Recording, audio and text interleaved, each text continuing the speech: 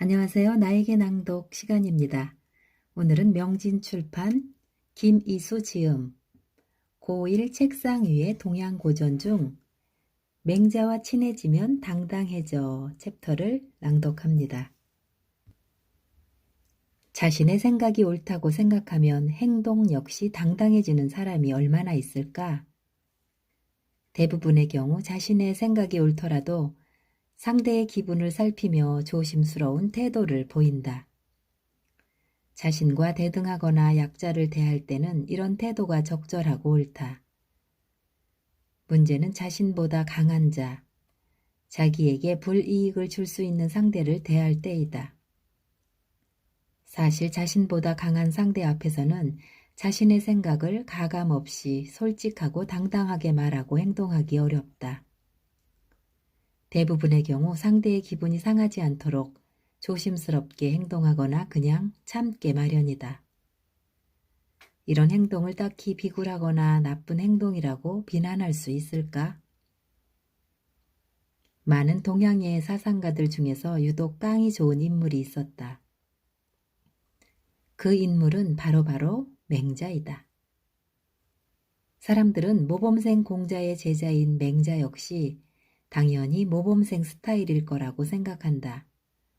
하지만 맹자는 좀 스타일이 다르다. 그의 생각과 사상은 공자의 영향을 받아 매우 모범적이지만 그의 행동을 살펴보면 행동대장 스타일이다. 맹자가 수많은 왕들과 만난 일화들을 살펴보면 까칠할 정도로 솔직하고 당당한 그의 언행에 입을 다물 수가 없다. 계속 잘못된 정치를 하면 왕위에서 쫓겨나거나 죽음을 당할 수 있다고 왕의 면전에서 협박하기 일쑤이다. 말 한마디 잘못했다가 목이 날아갈 수 있는 시대에 왕의 면전에서 이런 말을 서슴없이 하기란 어렵다. 왕의 입장에서 생각해보면 기분 나쁜 정도를 넘어 기가 찰 지경이었을 것이다. 당당함을 넘어 좀 무모하다 싶을 만큼 맹자는 때와 장소를 가리지 않고 그 누구 앞에서도 자신의 소신을 굽히거나 밝히지 않은 적이 없었다. 촉도 좋고 소통 능력도 좋았다. 어쨌든 뼛속까지 모범생이었던 공자와 대법한 행동대장 맹자와의 환상적인 조합 덕분에 유교의 기틀이 단단해졌을 것이다. 그런데 맹자의 캐릭터가 이렇게 개성 넘치게 된 까닭은 무엇일까? 또 어떻게 하여 스승인 공자의 사상을 따르면서 행동적인 면에선 전혀 다른 스타일을 가지게 되었을까? 맹자는 공자가 죽은 뒤 100년 뒤쯤인 기원전 약 372년에 오늘날 산둥성 추현에 있는 추라는 마을에서 태어났다. 맹자는 공자를 직접 만나본 적이 없다.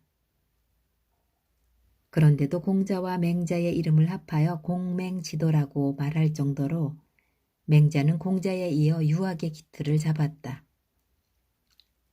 논어에 보면 자야라고 부르는 말이 종종 등장하는데 그 이름의 주인공은 자사이다. 이 자사에게 학문을 배운 사람한테 맹자는 가르침을 받았다. 청출어람이란 말처럼 맹자는 단순한 공자의 제자가 아니라 그의 사상을 더욱 발전시키고 세상에 널리 알리는 데 큰 역할을 했다. 예를 들어 맹자는 공자의 인과 함께 이를 보충한 의를 강조했다. 사람됨을 뜻하는 인에서 더 나아가 사람답게 살아야 함을 의를 통해 강조한 것이다. 학자적 지식에 실천가의 기질이 적용되었던 것이다. 공자는 50대 때 천명을 깨닫고 자신의 50대를 지천명이라고 했다.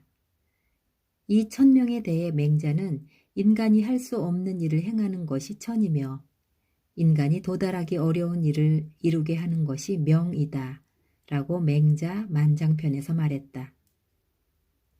노자, 공자, 장자가 말하는 도의 세계는 다른 말로 천이다. 이것이 한 개인에게 적용되는 것은 바로 명이다. 즉, 주관적인 입장에서 보면 운명이고 객관적인 세계의 입장에서 보면 천명이라는 것이다. 그렇기 때문에 모범생이자 반장인 공자는 논어 요활편에서 명을 알지 못하면 군자가 될 수 없다라고 말했다. 그리고 맹자는 맹자 진심 장편에서 명이 아닌 것이 없으니 그것을 따라야 한다. 명을 아는 사람은 무너질 담 밑에는 서지 않는다라고 말했다. 맹자처럼 천명을 아는 사람은 죽음을 두려워하지 않으며 어처구니 없는 죽음은 피할 수 있다는 뜻이다. 그래서 천명을 근거로 인의를 강조한 맹자는 철저하게 이익을 배격했다. 이익은 객관적인 천명이 아니라 인간의 주관적인 욕심일 뿐이라는 것이다. 맹자는 백성들의 실생활과 무관한 왕의 통치는 의미가 없으며 백성들이 풍족하게 살 수 있도록 해주면 왕 노릇이 저절로 이루어진다고 생각했다. 여기에서 더 나아가 맹자는 정전제를 실시하여 백성들이 수확한 곡식의 10분의 1만 토지세로 걷어야 하고 점포세와 국경 통과세를 폐지하자고 주장했다. 이것이 백성의 삶을 윤택하게 해주는 매우 실질적인 방안이며 왕도 정치의 실현이라고 믿었다.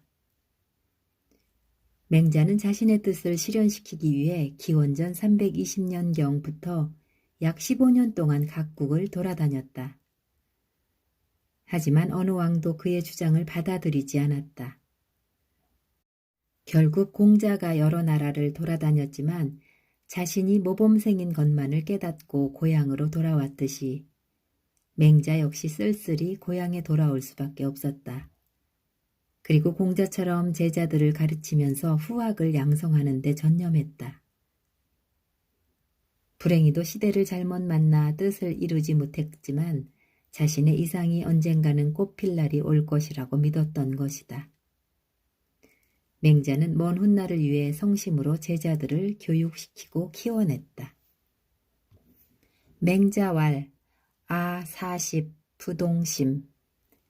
나는 나이 40이 되면서 마음이 흔들리지 않았다. 이 말은 공자가 40의 불혹의 경지에 이르렀다고 한 것과 같은 의미이다. 불혹은 의혹하는 마음이 없는 상태를 말한다. 이것은 모든 것을 다 안다는 뜻이 아니다.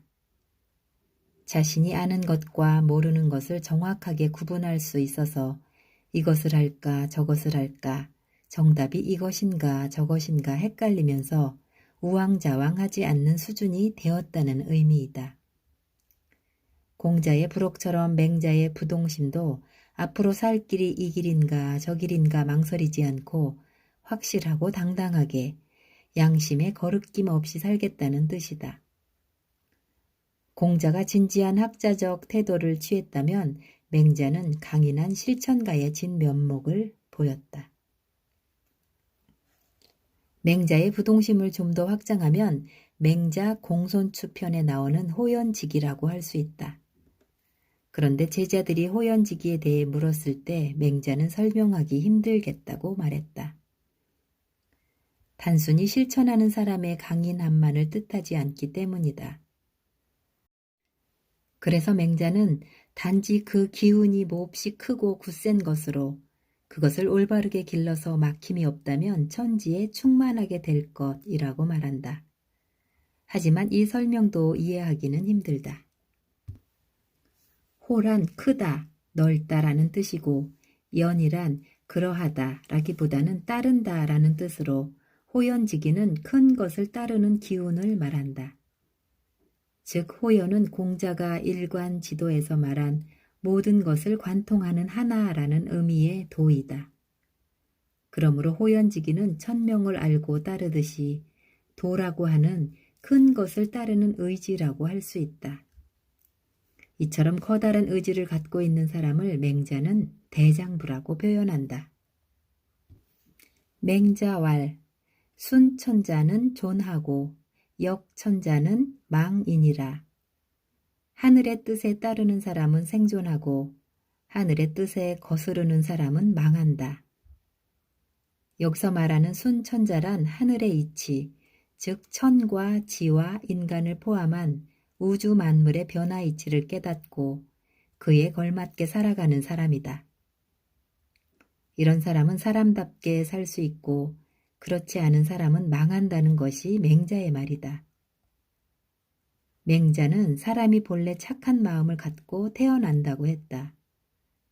하지만 사람들은 자라면서 하늘의 뜻과 어긋나게 자신만을 위해 행동한다. 이것이 역천이다. 이는 하늘의 뜻에 어긋나는 것을 말한다. 자신만을 위해 욕심을 부리면 항상 그 끝이 좋지 않다.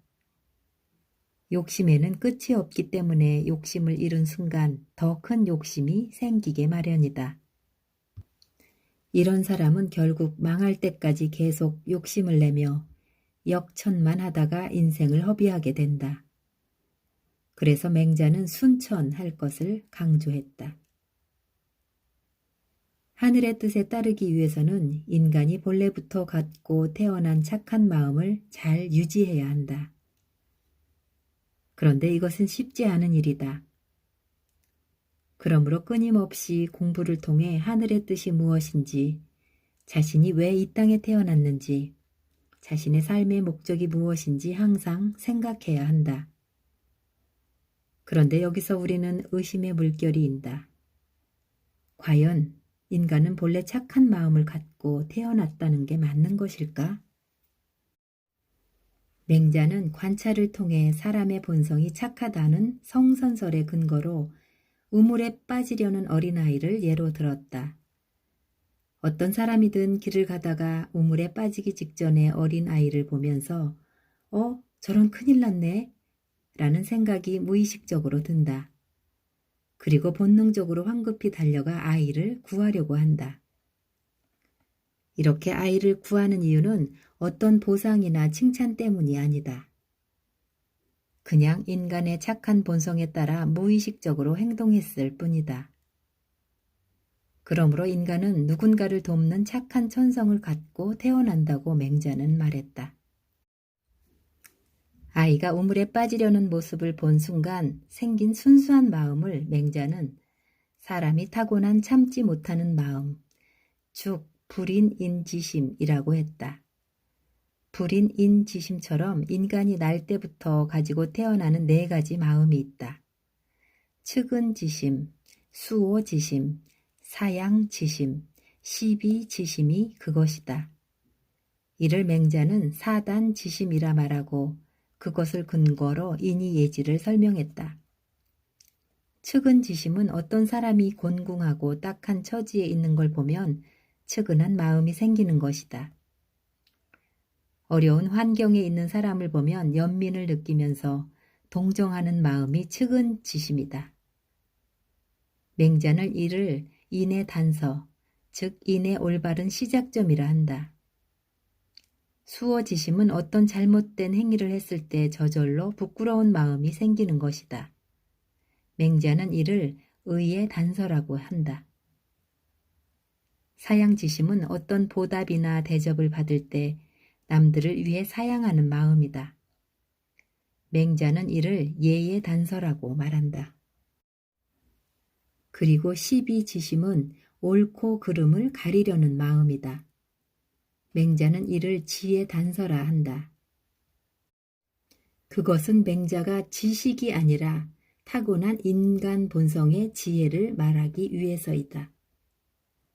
사단지심을 예로 들어 설명한 인이예지는 맹자가 강조한 왕도 정치의 이론적 근거가 된다.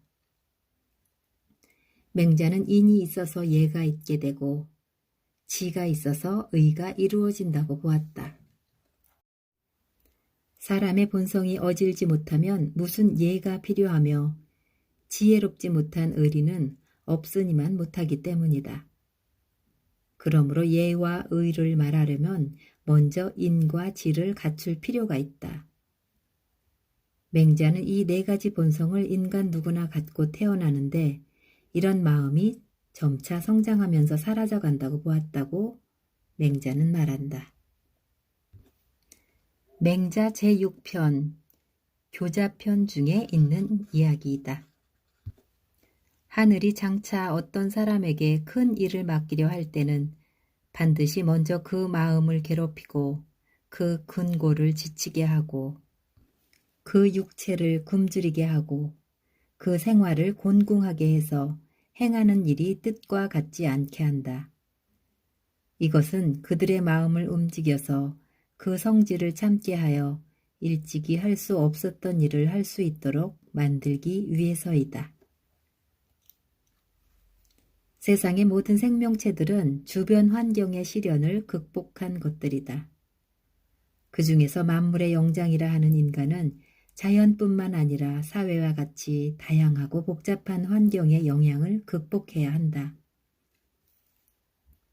사람에게 주어진 환경의 크기는 제각각이다. 또한 그 환경을 극복할 역량 역시 다양하다. 사람들은 자신의 환경과 다른 이의 환경을 비교한다. 대부분 자기보다 좋고 윤택한 환경을 가진 사람과 비교하고 부러워하며 스스로를 불행하게 만들어버린다. 하지만 아무런 어려움 없이 편안하고 유복하게 사는 사람을 결코 부러워할 필요는 없다. 편안하게 산 사람치고 큰 일을 한 사람은 없다.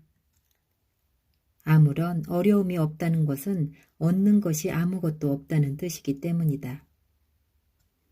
우리가 알고 있는 역사적 위인과 성공한 사람들 중에 아무런 시련과 고난 없이 산 사람은 없다. 그들이 성공을 거둔 것은 아무런 어려움이 없어서가 아니라 주어진 어려움을 극복했기 때문이다. 다른 사람들이라면 그냥 주저앉아 버렸을 시련이 닥쳐도 포기하지 않고 도전하고 노력했기 때문에 얻은 결과물이다. 세상의 온실 속에서 자라는 큰 나무는 없다. 큰 나무가 되고 싶다면 온실 밖으로 뛰쳐나가야 한다. 아름드리 큰 나무는 자연의 거친 풍파를 견디고 이겨낸다. 큰 나무가 되고 싶다면 주어진 시련을 기꺼이 감당할 각오와 함께 노력을 해야 한다. 인간은 이 세계와 다양한 방식과 다양한 깊이로 부딪혀 경험했을 때 능력이 향상되기 때문이다. 그래서 맹자는 환경의 도전을 극복할 때 비로소 성장할 수 있다고 말한 것이다. 이것은 큰 고난을 극복할수록 큰 성장을 이룰 수 있다는 뜻이다. 바꿔 말하면 어려운 환경에 처해 있을수록 더욱 훌륭한 사람이 될 가능성이 높다는 의미이다. 지금 겪는 어려움은 자신을 더 큰 사람으로 만들기 위한 훈련 과정이라 생각하자. 그러나 사람들은 이 사실을 믿지 않는다. 역사적으로, 경험적으로 검증된 사실임에도 사람들은 이것을 특별한 사람들만의 이야기, 정해진 결과에 끼워 맞춘 말일 뿐이라고 생각한다. 그들은 시련과 고난을 극복해 본 경험이 없기 때문이다. 대부분의 사람들은 어려움이 닥치면 거기에 무릎 꿇고 적응해 버리기 마련이다. 사실 도전보다는 상황에 순응하는 것이 더 편하기 때문이다. 그러나 시련 앞에 무릎 꿇는 순간부터 성장은 더 이상 이루어지지 않는다. 만약 맹자가 배를 끊어버릴 정도로 매정한 어머니의 태도에 상처를 입고 주눅들어 버렸다면 지금의 맹자가 될 수 있었을까?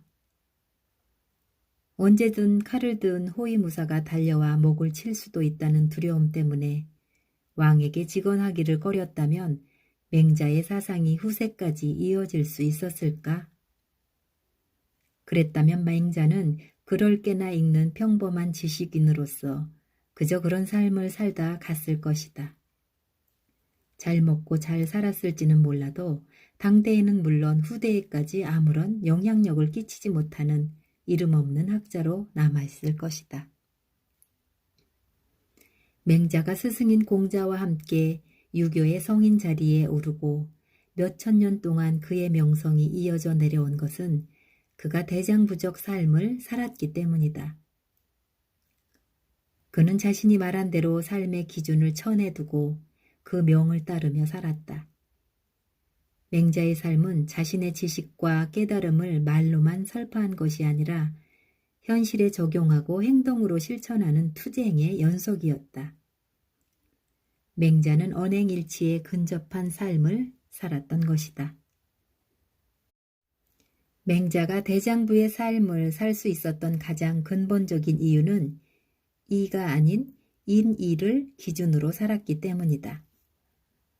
보통 사람들은 눈앞의 이익에 눈이 멀어 소탐대실하기 쉽다. 하지만 맹자는 이익보다 더 중요한 사람의 도리와 올바름을 추구했다.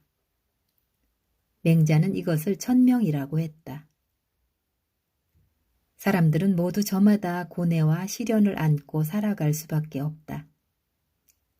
한 번 시련을 극복했다고 해서 다른 시련이 안 오는 것도 아니다. 마치 파도처럼 크고 작은 시련과 고난이 끊임없이 밀려온다. 인생은 이 시련과 고난을 극복하는 과정이다. 그 과정 속에서 배우고 경험하고 깨달으면서 성장한다. 그러다 어느 순간 자신이 감당하기 어려운 시련이 닥칠 수도 있다. 그때 우리가 떠올려야 할 것은 바로 자신의 목적지이다. 목적을 잃는 순간 자신도 모르게 시련의 파도에 휩쓸리며 눈앞의 이익에 집착하게 된다. 하지만 목적지가 명확하면 설령 길을 잃었다가 잘못된 길로 들어서더라도 다시 제자리를 찾을 수 있다. 중요한 건 목적지를 잃지 않고 시련에 무릎을 꿇지 않는 것이다. 살다 보면 무릎 꿇고 주저앉고 싶어지는 순간이 있을 것이다. 그럴 때 대장부의 삶을 산 맹자를 떠올려보자. 그가 우리의 어깨를 두드리며 격려하고 독려해 줄 것이다. 네, 지금까지 어려운 고전을 10대와 소통 가능한 고전 탐험가의 경쾌한 해설로 만나본 고1 책상 위의 동양 고전 중 맹자와 친해지면 당당해져 편을 낭독해 보았습니다. 감사합니다.